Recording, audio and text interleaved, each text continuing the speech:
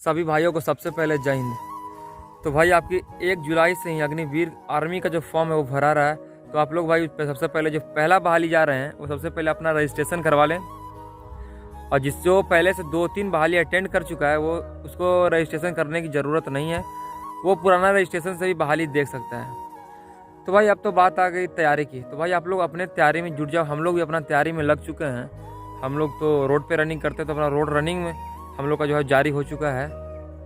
और एक चीज़ मैं आप लोगों को क्लियर कर दूं कि जो अग्निवीर का जो नौकरी है वो आर्मी का हो, एयरफोर्स का हो, नेवी का हो, सभी हो तो 4 साल का ही लगेगा।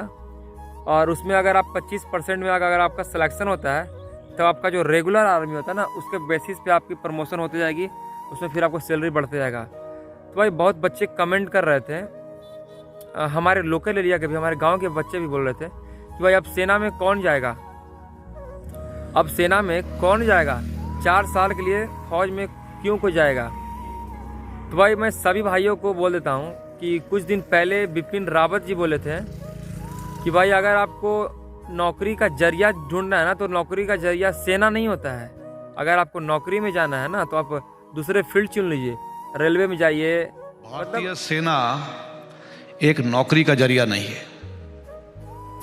अगर आपने भारतीय सेना में शामिल होना है तो आपको शारीरिक और मानसिक रूप से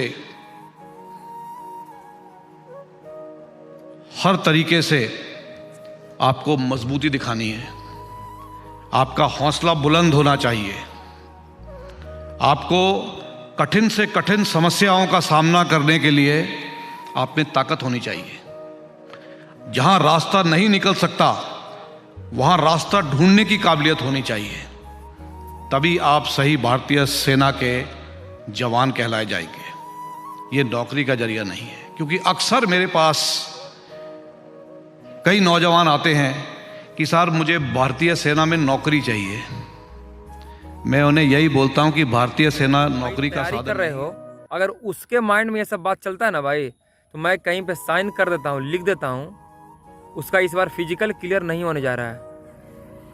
आर्मी का बहाली में दौड़ निकालना इतना आसान नहीं होता है, ठीक है ना। मेहनत से ज़्यादा आपको फोकस सबसे पहले दिमाग में बिठाना पड़ता है। वहाँ पे 400 बंदे की एक बैच बनती है, ठीक है।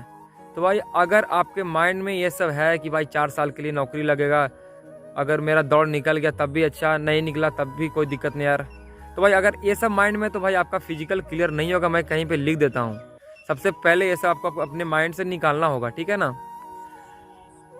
तो भाई बात रही अब 4 साल की, तो भाई अगर आर्मी में जाने के लिए 4 साल तो बहुत हो गया।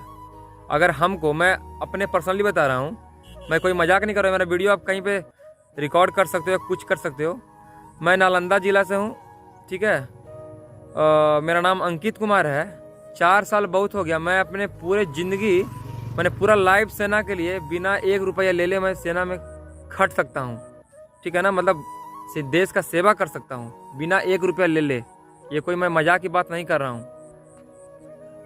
और दूसरी बात मैं अपना पर्सनली बताता हूँ, मैं कभी सेना में, मैंने फौज ज्वाइन पैसे के लिए हम कभी सोचे ही नहीं थे कि सेना में बहुत ज़्यादा पैसा मिलता है, ये मिलता है वो। हमको सेना का वर्दी चाहिए था, ठीक है ना।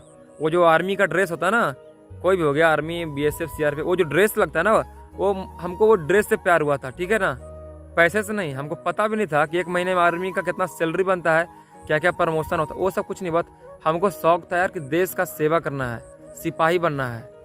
तो भाई ये सब माइंड से निकाल दो। अगर आपको फिजिकल क्लियर करना है तो ये सब माइंड से आपको निकालना पड़ेगा यार, नहीं तो फिर आप बहाना अगर ढूंढने लगे यार तो फिर आप कहीं ना कहीं डिस्टर्ब हो जाओगे और आपकी फिजिकल क्लियर नहीं हो पाएगी, ठीक है भाई। हम तो बोलेंगे यार 4 साल हो यार, 4 महीने हो, सेना में अगर जाना है भाई तो अग्निवीर पे ध्यान दो, रनिंग पे फोकस करो। हम लोग का एआरओ है जो गया आता है, और गया एआरओ का जो फिजिकल डेट है वो शायद नवंबर में है। तो 4 या 5 नवंबर से रनिंग शुरू हो जाएगा। तो आप रनिंग पे आप ध्यान दीजिए। फालतू का टाइम बोलने सुनने से कुछ होता नहीं है। चलिए ठीक है भाई, जय हिंद।